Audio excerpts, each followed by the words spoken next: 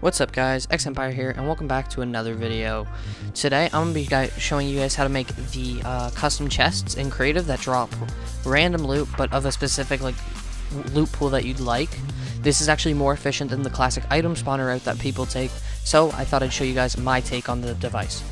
So, starting off, we're going to need an item granter, a prop that looks like a chest, a button, a trigger, a sequencer, and a objective device.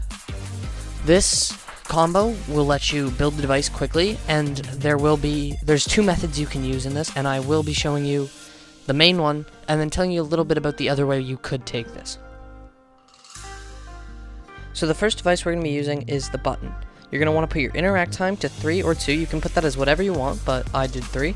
Make sure your times to trigger is 1. Make sure there's visible during game is off, and then you can pick whatever interaction radius you'd like to use. Also, select something for your interaction text. I'm going with search supply bag because my prop looks like a bag. You want to make sure that it transmit on channel 1 when interacted with. And that's all you got to do for the button. Now, you want to put your button inside your chest. In this case, I'm just going to refer to it from now on as the bag because that's what it is in this example. Now, you want to change your sequencer to looping to be infinite, make the length 0.5, and make it that it activates when receiving from channel 1, the button press.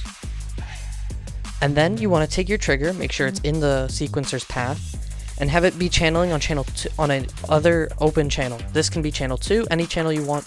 All the channels are optional, or not optional, but can be whatever you want.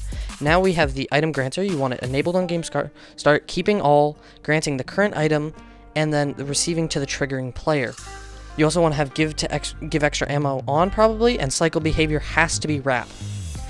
Now, the biggest setting for this is grant item when receiving from the channel that your button is, for me channel 1, and cycle to random when receiving from channel 2. It has to be from the trigger. The channel the trigger is transmitting on needs to be what the button is. Then needs to be what the granter cycles from.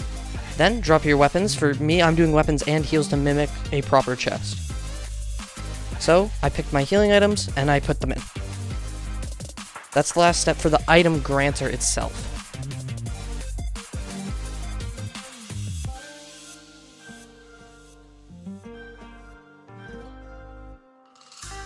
Now we have to take our objective device and resize it to the point where it's around your bag or your chest. So, and what this does is it stops it from being destroyed. This is a completely optional step, and you can skip this. I know it's not really the most needed thing, but if you're somebody who wants to keep your chest protected, this is something you can do. Just make sure your health is on invulnerable, it's always hidden, and it's not visible during games. After doing all these steps, your chest should be invulnerable like you can see, and it should look something like this. As you search it, you're going to see I get a weapon and a healing item as we set it up.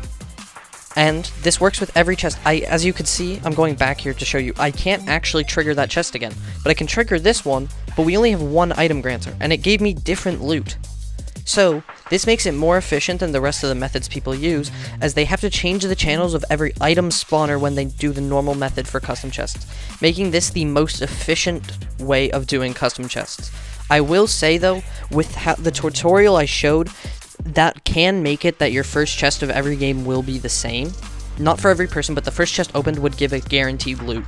So, what you can do alternatively is have an explosive device transmit on a different channel than your buttons, and then this can cause the sequencer to start, as you can have it explode at the exact start of the game, causing the sequencer to recycle the random weapon. Because the problem with item granters is there's no setting to make them give a random item, but having it recycle 2 times a second, which is what we have that sequencer set up to do, will make it that there's no way to time what it is. Now, I hope you guys enjoyed this video. I've never made a creative tutorial before, so this was new for me, so I hope you liked it, enjoyed. If you did, leave a like, maybe subscribe, join my Discord in the description, and I'll catch you in the next one.